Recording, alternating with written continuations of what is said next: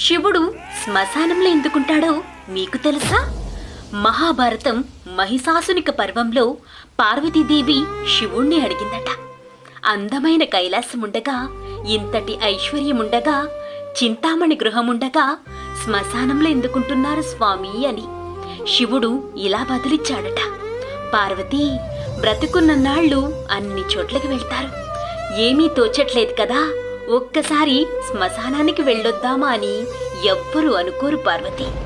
నేను ఇంతటివాణ్ణి అంతటివాణ్ణి, అందగాణ్ణి ఐశ్వర్యవంతుణ్ణి, పండితుణ్ణి పామరుణ్ణి అనుకున్న వాడిలో నుంచి ఊపిరి బయటికి వెళ్ళిపోయిన తర్వాత వాణ్ణి తీసుకువెళ్ళి 4 కర్రల మీద పడుకోబెట్టి, చాప చుట్టి తాడు కట్టి, పైన నూలు బట్ట కప్పి శ్మశానానికి తీసుకువచ్చి అన్నీ తీసేసి కర్రల మీద పడుకోబెట్టి కాల్చేస్తుంటే, జీవుడు లేచి నిలబడి పుర్రె కాలిపోయిన తర్వాత కన్న కొడుకు కూడా స్నానం చేసి వెళ్ళిపోతుంటే, చీకటి పడిపోయాక అమ్మో చుట్టూ ఉగ్రబోతాలు, నా వాళ్ళు అనేవారు నాతో ఒక్కరూ లేరే, ఇన్నేళ్లు వీళ్లనే నమ్ముకున్నాను అని ఏడుస్తుంటే, నేనున్నానురా అని చెప్పటానికి నేను కూడా లేకపోతే చచ్చినవాడు 1000 సార్లు చచ్చిపోతాడు అని నేను అక్కడే ఉంటాను పార్వతీ అన్నాడట.